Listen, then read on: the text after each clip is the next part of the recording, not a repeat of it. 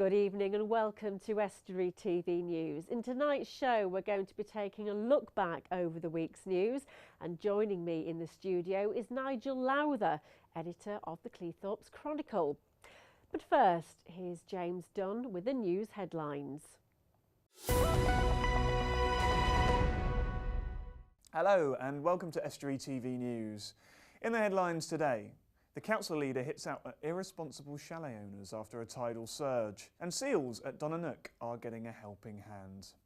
The leader of North East Lincolnshire Council has hit out at some residents of a holiday park who, he said, put emergency services staff in danger by refusing to leave during flooding. Chris Shaw made the remarks after the biggest tidal surge in 30 years on Thursday, when the Environment Agency put the area on severe alert, but some residents of the Fitties in Humberston refused to leave their chalets. A group of residents are involved in a long-running dispute with the council over the fact that they are forced to leave the park for 1 month of the year. Shaw refused the request in the past because of flood risk, which he said was proven last week. Well, basically, the Fitties has flooded and it's already underwater. We've sent officers down there and we've sent police officers down there and other emergency services to request people to leave, and we've supplied buses to move them to places of safety. We've had quite a few irresponsible chalet owners who have refused to move and not only placed themselves but placed the emergency services and our staff at risk. Hull and East Yorkshire hospitals will get extra funding to deal with the pressures of winter in 2014 after missing out this year. The Hull and East Yorkshire Trust missed out this year because it had already met certain targets, but looks likely to get a slice of the pie in 2014, with more than £200 million for hospitals around the country. And this week it took one more step closer to getting the cash, with 75% of frontline staff being vaccinated against flu, a target they must hit to be eligible.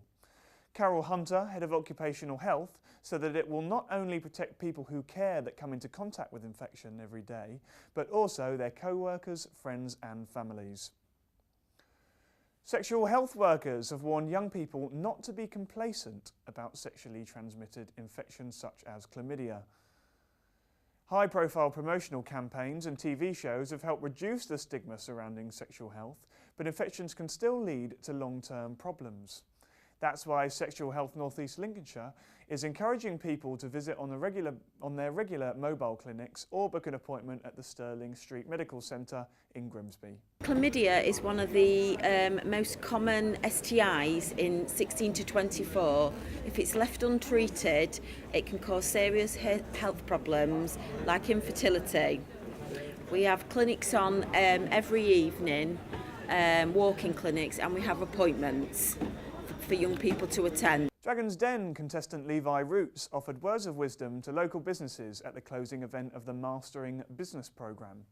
Over the last month, workshops and seminars have been put on by Invest North East Lincolnshire to help the business community. Levi, who also came to Cleethorpes in the summer, said people should be themselves and get good advice. Get yourself a really good business plan and try to be focused on yourself, not about anything else. I think people get lost because there's so many things around you, so many advice coming at you. I really think it's important to choose one advice, and that's usually your mentor or somebody that you can actually connect with. And I found that when I first started out with a wonderful lady called Nadia Jones. She was the first person that I could actually connect with, and I stuck with her throughout her ideas, and she was the one that said to me, Levi, be yourself, be you, don't be anybody else.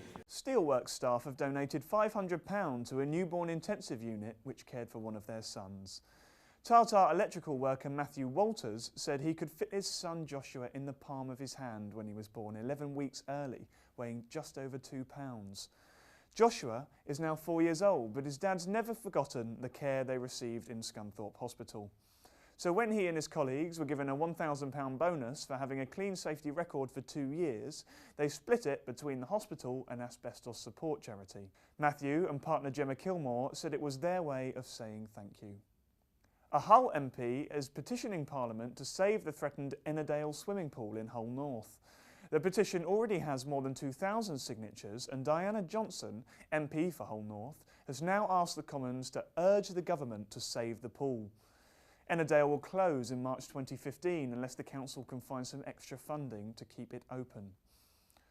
Seals and their pups were washed up onto the sand dunes after the East Coast tidal surge on Friday. Lincolnshire Wildlife Trust asked people to stay away while the seals found their way back to the beaches, but there were no recorded fatalities. Warders had been concerned that the seals would be separated from their pups, but have found the problem has been much less severe than expected. That's all from me now. See you for the next bulletin.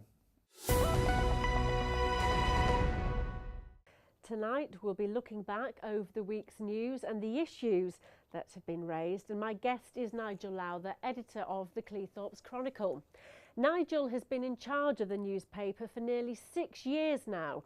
He started out as a reporter on the Grimsby Telegraph and then rose to the position of deputy editor. In 2008, Nigel and his business partner Mark Webb launched the Chronicle, which focuses on human interest stories and the issues which affect them. Welcome, Nigel, to the show.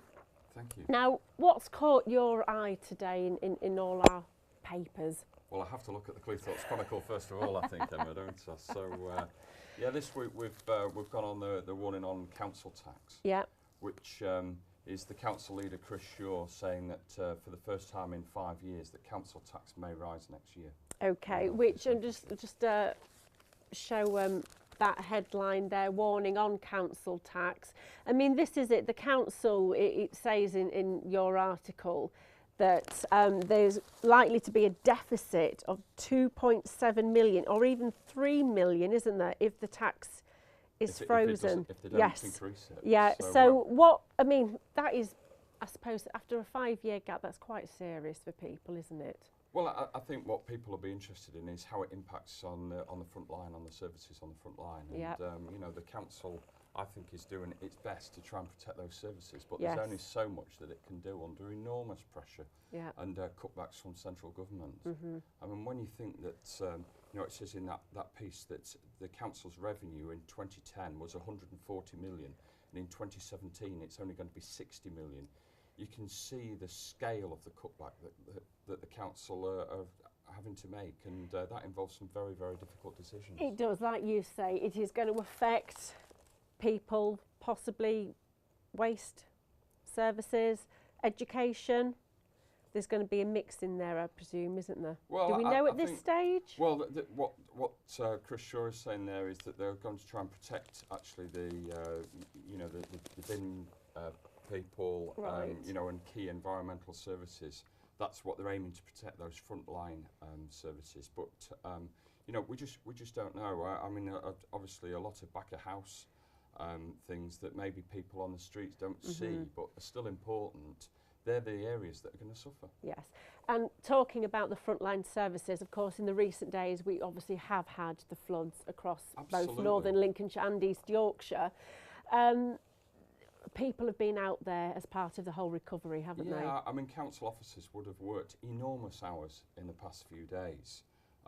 You know, first of all, setting up all the flood procedures and you know, and then this clean-up operation as well that they've had to undertake, and a lot of hard work has gone in. And you know, in the last few days, you know, it's not just in North East Lincolnshire, but across the East Coast, the importance of effective local government has been clearly seen. And you know, there's huge issues, I think, for cutting it back just too much. There is, and I know Chris Shaw says there he's been having sleepless nights over. It's a big thing to have that weight and make those decisions, isn't it? It's a huge responsibility, and he takes that responsibility very seriously, as do you know, many of the councillors. You know, and yeah, I wouldn't want to be in their shoes. No. It's probably bad enough in our own lives sorting out your budgets and finances than having to do it for people within an authority. What else has caught your eye as well then? I mean, football. You're a big fan of football, aren't you? I'm a big football fan and a season ticket holder at Grimsby Town, and for the first time in a number of years, We've got in November or December, it feels very good to be a season ticket holder at Grimsby Town. I was going to say, I mean, this is the sport. Paul Hurst, of course, Grimsby Town's manager, has got Conference Manager of the Month award. Yeah. You, like you say, you're a season ticket holder. You, big fan. Yeah, well, they've won the 3 league games this last month. I mean, it's for November. And also knocked Scunthorpe United out of the FA Cup in the first round. So, he's had a terrific month, but as he says, it's about the players, and I think he's got a system that he's happy with. Yeah. He's got a starting 11 that he knows and trusts, and you know, they're starting to play some really good football, and hopefully it is the season that we've been waiting for 4 years now, and get us out of this conference. And of course, the other thing that's been in the news across the regional papers, of course, is the stadium issue. Of course, Grimsby Town, we've got a picture there of John Fenty, the stadium rumpus, boss hits back. Do you think Town should move? Do they need a new stadium? Yes, I think they do need a new stadium. Okay. Whether that place off the Peaks Parkway, where there's these huge issues, is the right position for it, I've still to be convinced, I have to say. Yeah, but you feel, I mean, obviously originally Greatcoat site was planned, which was pushed out, but they need to move, do they, to continue their survival? Yes, and I think commercially it's really, really important for the club. It's not just about, you know, I think it will attract more people through the gates if there were better quality facilities, but also it will give them more commercial flexibility off the pitch, you know, with executive boxes and meals and all the rest of it, provide a much more welcoming atmosphere. And as wonderful Blundell Park has been over the years, and it's been a scene of some famous days and nights, you know, it is very, very limited now and very dated. Okay. And talking about things like hospitality, we've got here in the Hull Daily Mail, it's the Mail search there for the perfect pub. Can you see that? And I know, I'm not insinuating anything here, Nigel, but I know Nigel likes his real ale. Yes, absolutely. What for you is the perfect pub? Well, for the perfect pub, you have to have good company and as well. But a quiet pub with a fantastic pint of real ale, or selection of real ales. Selection of real ale. No flashing lights on some gambling machine in a corner. I don't like any of that. Jukeboxes, noisy, traditional look. Yeah, if the jukebox, it's got to be restricted to good quality music. I don't want any of this gaga or whatever none of this. So it sounds all gaga. You can enter that one. I think you've got to find a pub, though, probably in East Yorkshire. So if you know of any favourites in East Yorkshire. There's some really, I think we're really lucky around here that we do have some very, very good pubs, welcoming pubs, and, you know, that serve a fantastic pint of ale. So, yeah. That's good. Now, another story as well that you've selected, of course, is the, I bet I can't find, oh, here we go, is, of course, the latest news about Sacha Baron Cohen. Yeah, this is in the Grimsby Telegraph. Grimsby Telegraph there. We just hold that up. A good spread on his visit when he came last month, and we were talking about the football. He actually went to Blundell Park. So did you see him? Did you go when you? No, well, you missed I was there, but I missed it. I didn't see him. But yeah, this new film, and apparently it's going to be called Grimsby. It is. Now, do you think that he's going to come to Grimsby to film this, or are we going to find Grimsby in some Hollywood studio? Well, it's going to be really interesting to see, isn't it? One of those to watch. Yeah, it is. I mean, I hope he does come to Grimsby, and you know, and what we need to ensure is if it is a Mickey take of Grimsby, then we need to have the our bullets ready to be fired to promote the town and this wonderful region that we live in. Well, but I'm going to have to stop you there, Nigel. Thank you so much for coming in. That's it from Estuary News for tonight. Join us again soon. Goodbye.